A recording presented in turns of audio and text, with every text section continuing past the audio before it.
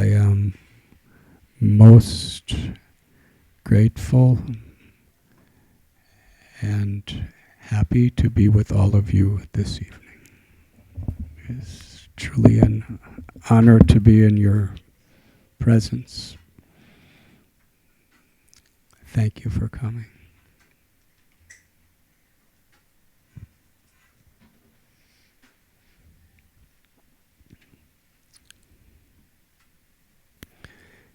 Before I interrupted, Janavi Devi was singing such beautiful prayers of devotion, sharing her heart, her love with God and with everyone. Thank you.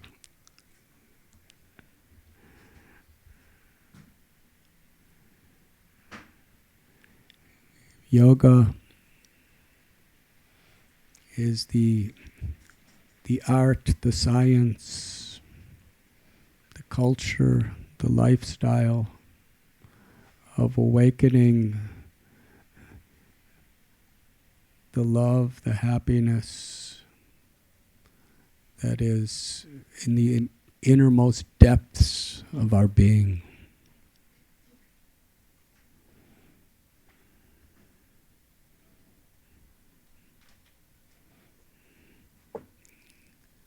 The nature of the world we live in is we forget due to many distractions who we are and what we're truly looking for.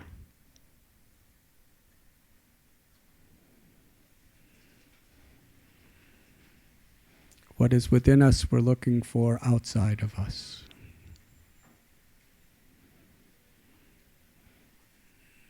We were just having a discussion upstairs about how this has always been a problem throughout the history of humanity. And it seems like we always think it's very special today.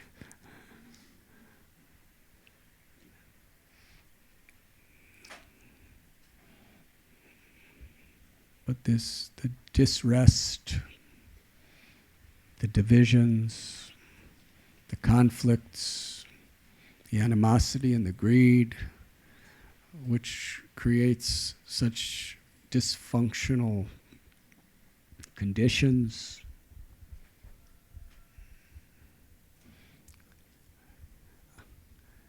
they are born because people are so much obsessed with externals. We're thinking that what will make us happy, what will make us great, is the accumulation of externals. Fame, prestige, money, property, power, sensory gratifications. These are all externals. And what is external is also superficial. The experience we can get from them is very hollow.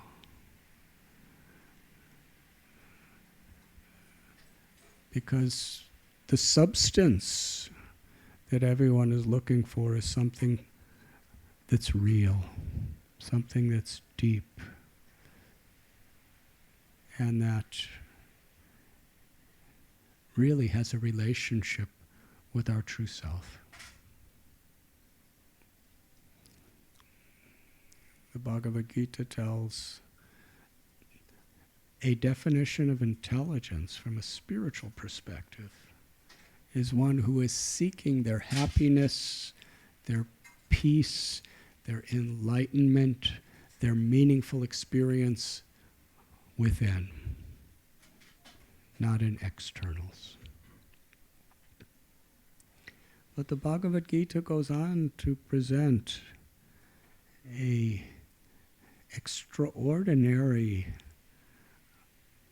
vision of the world, of how to transform externals into internals.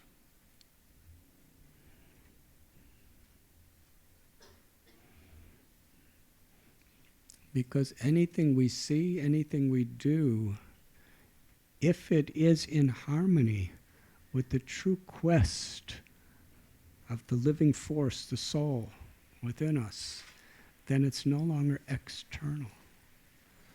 It's actually internal. If we act with greed, that is external. If we act in a mood of service, service to God, and the consequent natural service to other beings, the same thing is internal.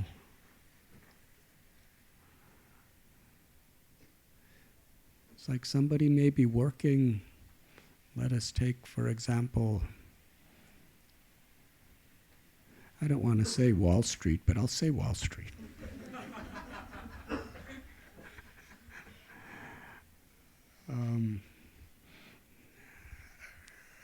There's many things coming to my mind. But one person is sitting at their desk and they're doing, and then the person in the desk next to them is doing exactly the same thing. One may be motivated by greed, may be motivated by selfishness, may be doing it in a way that's very disrespectful to others. And another person is doing it to facilitate raising a wonderful family, to love God, and wants to share whatever influence, whatever power, whatever wealth, to share it to illuminate the world. It appears they're doing the same thing, but it's actually one is internal and one is external. One is material and one is spiritual. Bhagavad Gita gives this incredible explanation. Aham sarvasya prabhavo mata sarvam pravartate. Krishna tells, I'm the source of everything, material and spiritual. Everything emanates from me. Everything is the Supreme's energy. And yet, Krishna says, and still I am separate. I am everything, and yet I am not everything. Does that sound like a contradiction?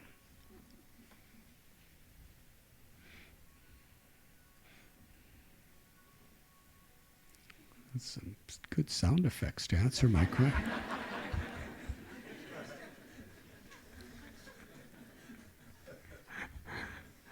It is a contradiction and it is not a contradiction. Now that seems like a contradiction, but it's not a contradiction. And the example is given of the sun. The sun planet is giving light, and the light is everywhere, and everything's within the sun. Nothing within this earth planet really is separate from it, the influence that the sun has on it. You know, the sun makes the grains grow and the fruits grow and the vegetables grow and the trees.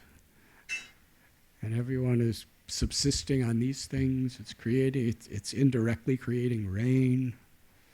It's giving heat for us to survive and light. And the sunlight is everywhere. But yet the sun planet is within every ray of sunlight. But still the sun planet is separate. Because the sunlight is not the source of the sun, but the sun is the source of the sunlight. When sunlight comes in our window, we think, very nice. But if the sun comes in our window, probably won't be thinking anything. So they are one and they are also different. Achintya bheda bheda tattva.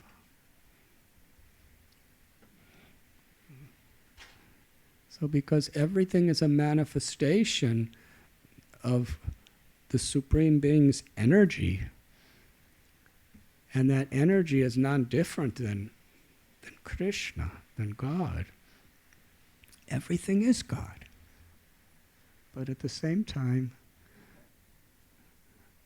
the supreme source of everything is separate, one and different.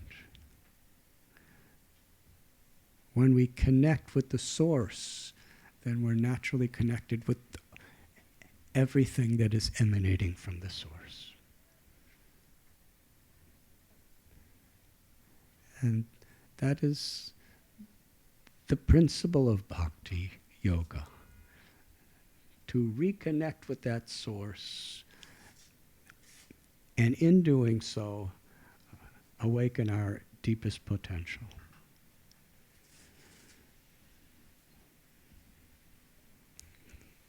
That by managing in a professional way, or by cooking in a nice way,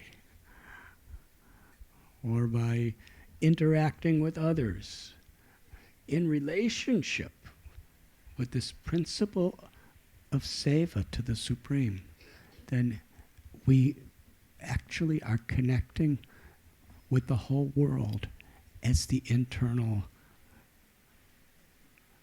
nature of our true self.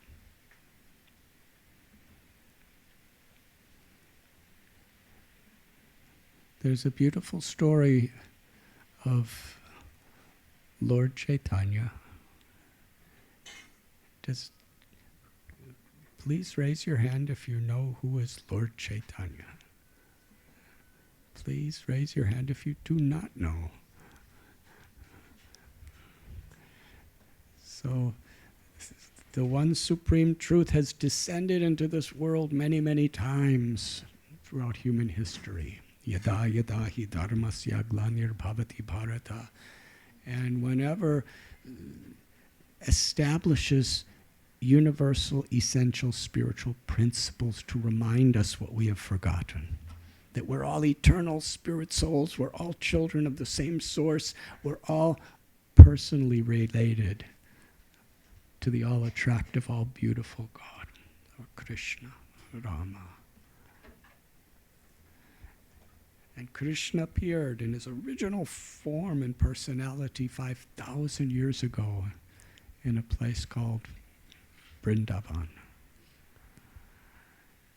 And that same Krishna was predicted 5,000 years ago to come 4,500 years later, which was 500 years ago, as Sri Chaitanya.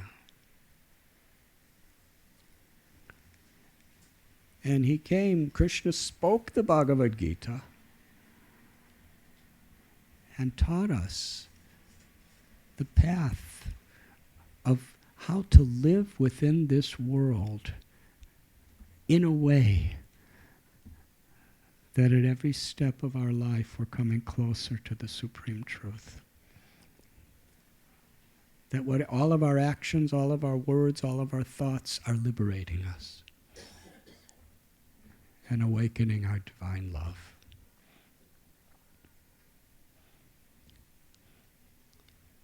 Lord Chaitanya, he came, Krishna came to teach us by example. And Srila Prabhupada gave the analogy that a teacher, when wants to teach new students how to write the alphabet, this is how to make an A. First you make a curved line this way, and then you make a curved line the other way, and then you put a line in between them. And that's an A. Now he's going through a whole exercise, or she. The teacher doesn't need to do that exercise, but does the exercise just to show the students how to do. So Lord Chaitanya came in the mood of a devotee to teach us devotion. But at the same time, he was Krishna himself, with the mood of Sri Radha, the supreme lover. So at one time he was living in a very holy place in India called Puri, Jagannath Puri. It's in the state of Orissa. I was there recently. It's really special. I think just in a few days, there's a festival called Rath Yatra in Puri. And average 1 million people attend. It's just one day long. I've been there several times. It's quite interesting. The day before, the town's just like, they clear the roads and everything. They make preparations, but it's not very crowded. But the day of Rath Yatra, there's 800,000 to 1 million people assemble on the same street at the same time on the same day. And it's in the middle of the monsoon rainy season. And now it's raining outside, I can hear. This rain in New York is compared to the monsoons in Orissa state of India, it's very mild. And if it's not raining, it's burning hot. And sometimes both together. But still, 1 million people are on that street together for this procession. In fact, I think on June 8th, we're having a Rath Yatra here in New York, which is a reenactment of what happens every year in Jagannath Puri. And it's been going on like this for centuries and centuries in Puri. So Lord Chaitanya was living in Puri, and every year, many, many devotees from so many other provinces and states and kingdoms, they would all come to Puri to be with Lord Chaitanya. It's interesting. When you go to Puri, it's really millions of people, all on the same street, as they're pulling these big chariots. And then the next day, 95% of everyone's gone. They just come for that one event. It's very special.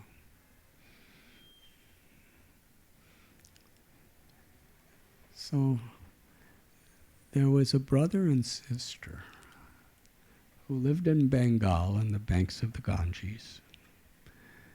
The girl's name was Damayanti, and the man's name was Raghava Pandit.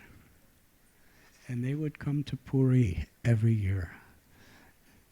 In fact, they would stay sometimes for 4 months. But before coming, I'm going to explain what happened one year. Damayanti, she loved to cook for Lord Chaitanya. And she cooked with such love. She cooked it all the way in Bengal, which is hundreds and hundreds of miles. It's like a couple weeks of walking to reach. Hundreds of preparations.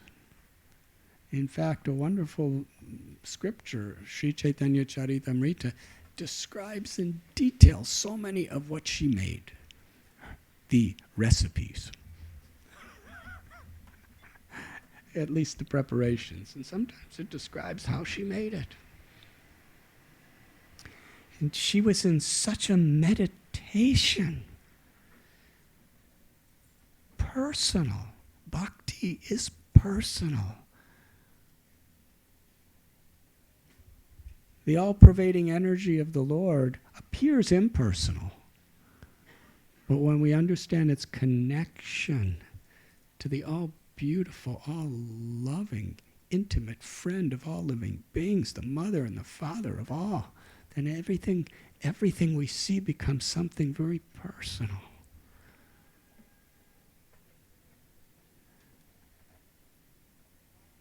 So she was cooking and cooking and cooking, and everything she cooked, because it had to last this whole trip of 2 weeks, she packed, with her own hands, she not only cooked the preparations, she made little bags for each preparation. Some of them were big bags.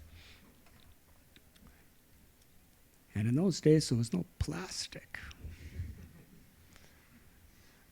Now you just have these plastic bags. Sometimes they have those zip things on the top. We think this will keep it fresh.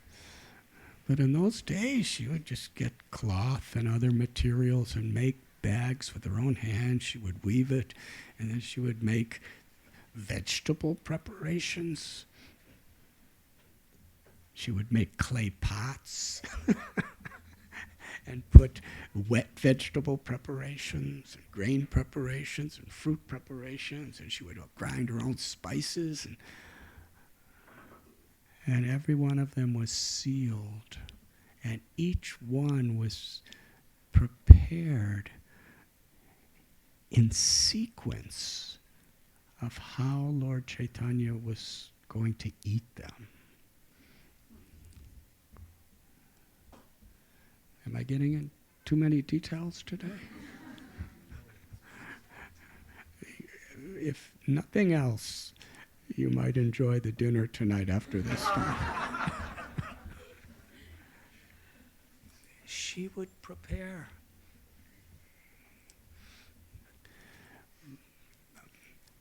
She would prepare vegetables and sweets and grain preparations and savories, and some of them were very rich. And she would think that after Lord Chaitanya eats these, he's going to enjoy them so much, but he's going to get acidity.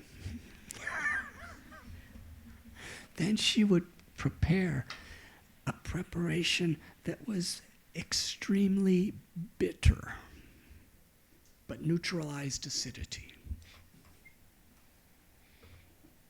That's the way she was cooking. She was meditating on making him happy, making him pleased. And when those preparations came, when Lord Chaitanya ate the bitter ones, nobody likes, they're so bitter. They're medicinal. He tasted it sweeter than nectar, because he was tasting her love. She cares about me so much.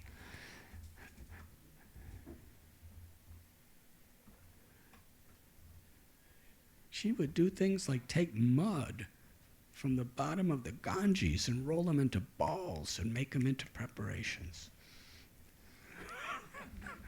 She'd add some ginger.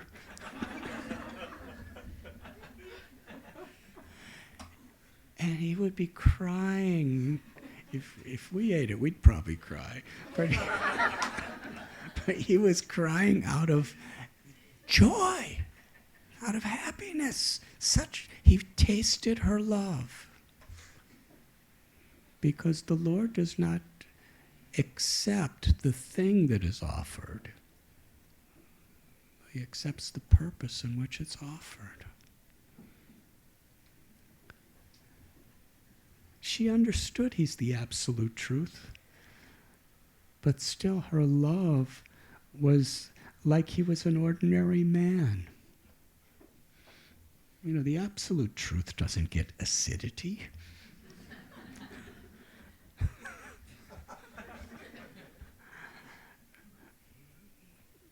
But just to reciprocate with the love of a devotee, if the absolute truth is inconceivable, why not? He can get acidity. Just to make the dynamics of the loving exchange more meaningful, more beautiful, more wonderful. And like Krishna, 4,500 years before Lord Chaitanya, when Krishna appeared in Vrindavan, just to have these most intimate, loving exchanges. Everyone who was there was fully liberated, self-realized, had already understood the absolute truth as the Almighty and the Supreme of the greatest and the cause of all causes. But he appeared like a little boy, and they loved him like a little boy. And he would cry, not just imitating crying. He would cry because it made the devotees, it increased their love to come and help him. And that's what they did. And they weren't thinking the absolute truth, the supreme Brahman, the Almighty, is crying just so that we could do something. They were thinking, if I don't feed him, he'll be hungry. If I don't fan him, he'll be hot. If I don't play with him, he'll be lonely.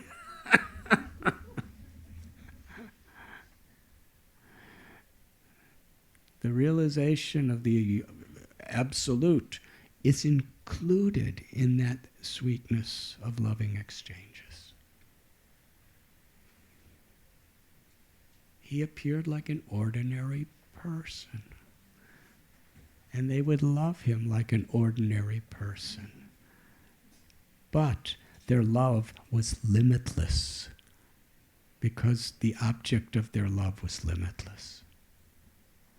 And that is Vrindavan.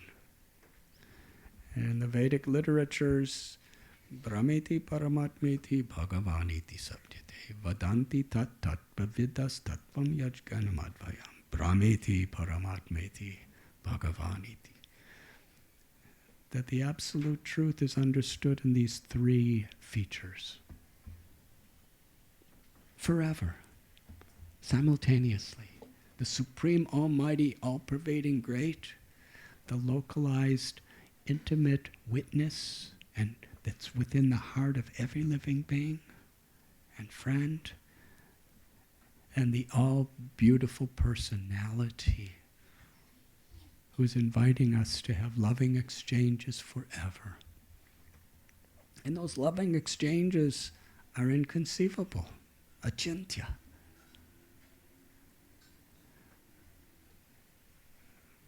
Because the Supreme Being, in a personal way, wants to have loving exchanges, limitless of his partial manifestations, who we are, his children, his devotees, limitless for all eternity.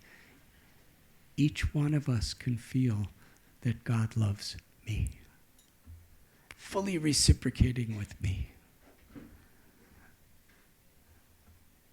Therefore, in the spiritual state of consciousness, when we actually understand the nature of the limitless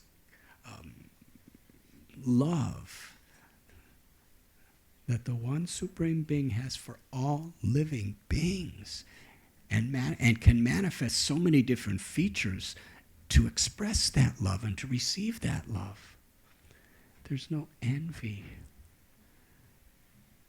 There can be no envy where there's love.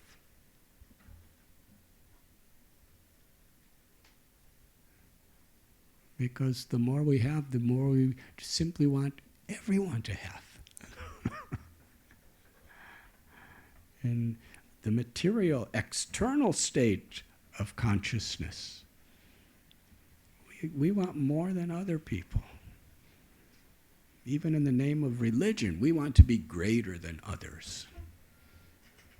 Nationality, religion, caste, race, everyone wants to be better than everyone else, individually, families.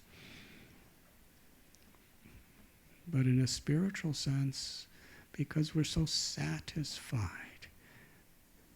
our greatest happiness is to see everyone else so satisfied. We want to see everyone even more satisfied. That's love.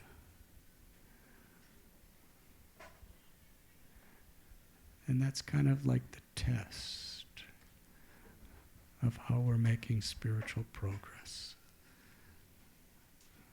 When our happiness is really to see others truly happy. We have to be very filled with joy to be able to do that.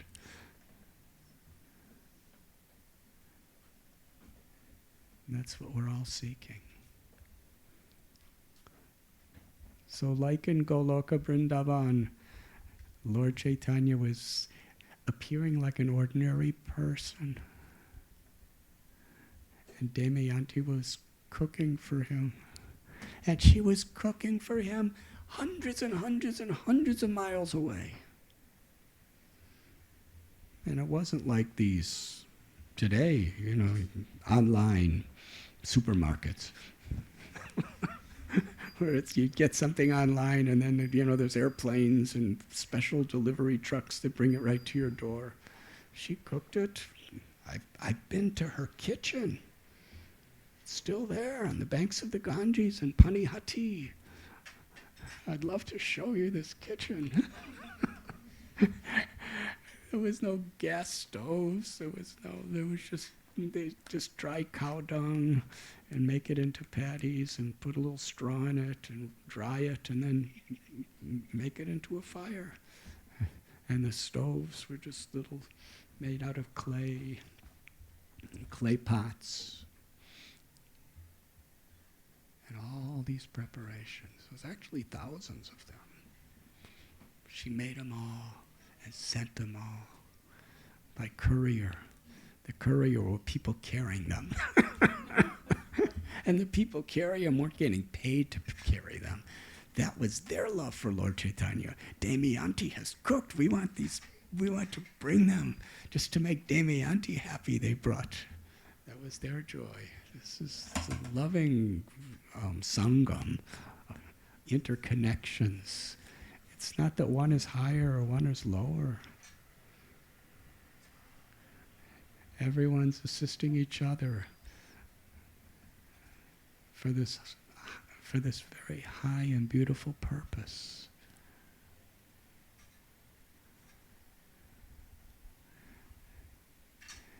And it's described that these thousands of pots were brought to Lord Chaitanya. He just had a small room. You can go to that room too. It's called the Gambira. And in the outer courtyard, there's some other rooms. And there were about 300 people that brought food for him from their places. And they would give the food to Govinda, who was Lord Chaitanya's assistant. And they would say, please offer this, and this is how you should offer it, and please tell me what Sri Chaitanya says if he likes it. So Lord Chaitanya would sit down for his lunch, and he would take from the temple simple prasad. And the staple food there is rice and vegetables and some dal. And he would say, this was brought by Advaita and Sita Thakurani. And Lord Chaitanya said, save it. Then the next day he'd come and say, this was brought by Srivas Thakur and Malini. He'd say, save it. This was brought by Chandrasekhar and Malati. Save it. It was all like, and this was brought by Damayanti. She sent this to you. Save it. So Govinda was really in distress. Because every day, the people who gave that day, they'd say, what did he say? What did he say? And he couldn't lie to them because you're not supposed to lie. And he couldn't tell them the truth. If he told them the truth, he would break their hearts. He didn't eat. You cooked all these things. Everyone was cooking dozens and dozens of preparations, and everyone was carrying it hundreds of miles, and then even cooking more that same morning. How to say he didn't eat any of it? He didn't even look at it. And days were going by, and weeks were going by. And finally, Govinda was in so much distress, he said, "My dear Lord, everyone, I can't lie to them, but I can't tell them the truth. I don't know what to do. I'm really in distress because I don't want to break their hearts. You didn't eat anything." And Lord Chaitanya said, "Bring it all." There was an entire room. Because Lord Chaitanya said, "Save it, save it, save it." By this time, an entire room. Like this. And Lord Chaitanya, because he's Krishna, it was no problem. He ate everything.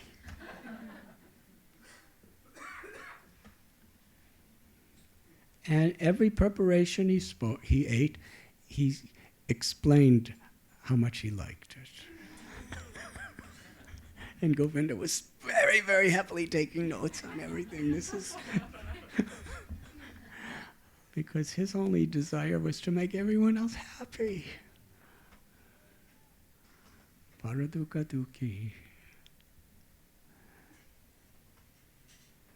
So then, after Lord Chaitanya ate everything, there was another room that was just filled with Damayanti's preparations that she made. Took a couple weeks to get there. It had already, all those preparations were already sitting in his room for about a month. And vegetables, there was in the monsoon season, which it is, it's really hot and really humid, and there was no such thing as refrigeration in those days. It was just sitting in the room. And one special feature of Puri, even today, is there are limitless ants. And if you leave any food anywhere, it's covered with ants within minutes. Have you seen? Anyways, here it is. And after he ate the whole room of food and was giving all, he was just enjoying everything so much. Then he said, "Now I have Damayanti's prasad." Lord Chaitanya said, "Not now." He said, "Give me a little piece of it every day for the rest of the year."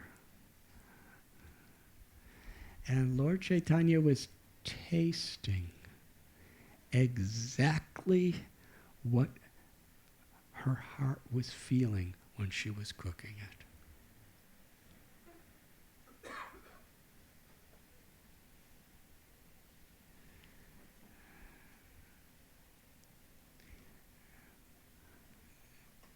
She wasn't wealthy. She wasn't famous.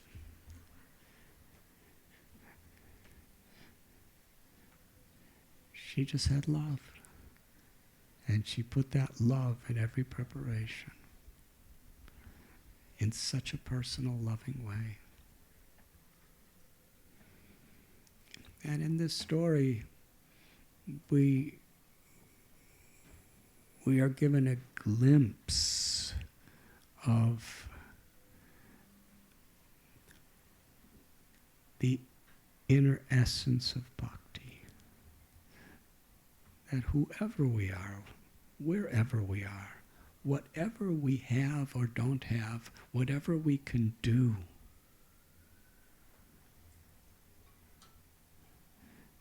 Janavi Jivana Devi, she sings. She sings beautiful. But the beauty of her voice is just what carries the beauty of her heart, the beauty of her intention, the beauty of her soul.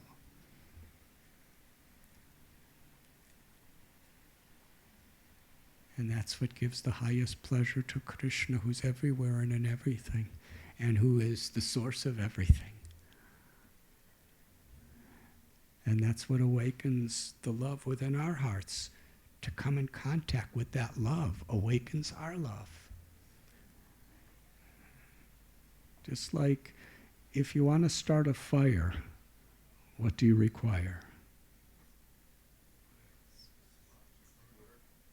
Fire. Two things are required to start fire. One is that the object has to have the potential to be put on fire. And in order for that potential to actually awaken, you have to put it in contact with fire. So similarly, our hearts, our nature, our souls, the jiva, the atma, its potential is pure, ecstatic, spiritual love for God and for all beings and for creation. But that love cannot possibly awaken unless it comes in contact with someone who has that love. That's why satsang is so important. Actually, that's the meaning of satsang, to be with people who awaken that inner potential within us.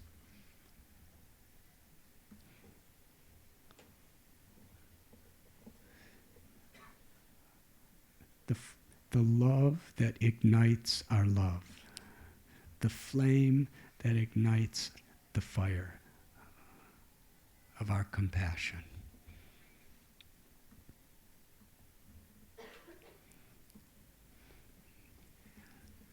And Yashoda Dulal, Prabhu, he's in finance.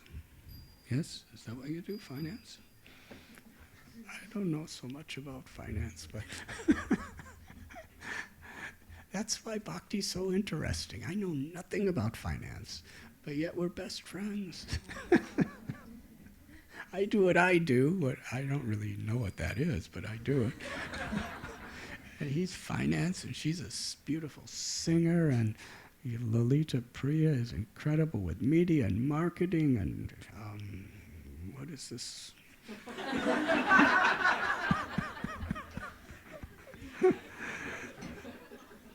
Recording. And we have Tiana and Shama, they're wonderful yogis, beautiful yoga teachers. Kaustubha Prabhu, he's like an intellectual genius in the science of devotion. And Dayal Gauranga Prabhu is just so wonderful at organizing things and people. And Mulaka Devi is the mother of the universe. And Jai Jagannath and Kevin, they love to sing, they love to teach. There's everyone. And Sundarnath, he's a monk. In the last 25 years, he has not had a penny in his name.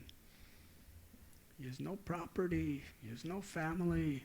He's a totally renounced monk, and yet he's in charge of the finances for the Bhakti Center.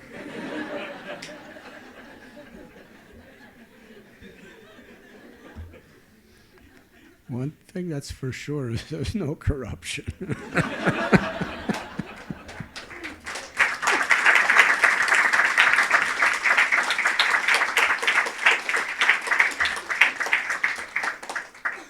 Why does he do that? Because he knows how to do it. And there's a need for it, so he's just enthusiastic. And Virabhajaram Prabhu, he's his expertise is so much in bringing people together and inspiring people, empowering people.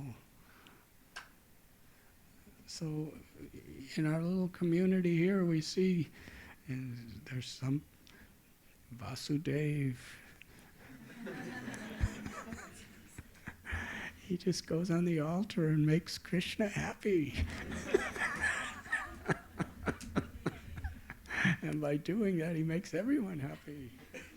And now he's going to blow a conch shell.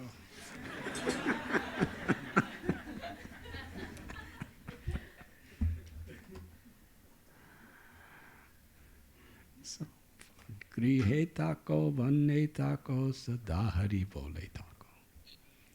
Yat karosi rashnasi, yat johoshi tatasi, yat tapasyasi konde, yat kurushomatarpanam. Arpanam. Whatever we offer to Krishna, whether in finance, whether we're musicians or entertainers or mothers or fathers or teachers or accountants or lawyers or doctors or farmers or engineers, politicians or monks. These are all details. If we understand that everything in creation is divine property belonging to Krishna, to the Supreme, and all my abilities have been given to me by the Supreme, and all living beings are children, my brothers and sisters, who are all manifestations of the part of the Supreme, then whatever we do in life is yoga. Whatever we do in life brings us closer to the essence.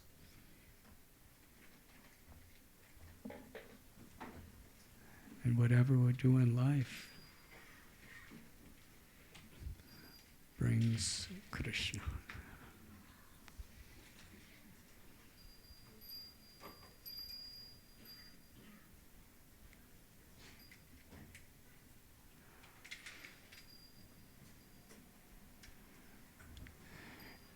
Kirtan is gift wherein this value that we're speaking of could be shared with one another, and in sharing with one another we are spreading that spiritual energy to the whole world through singing with our hearts.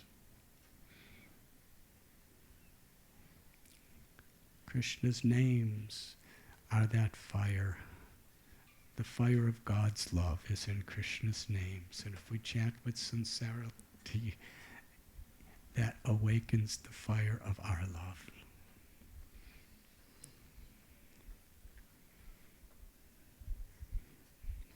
And in this spirit, everyone who is simply has that one quality of sincerity is limitlessly valuable and making the most precious contribution to the world.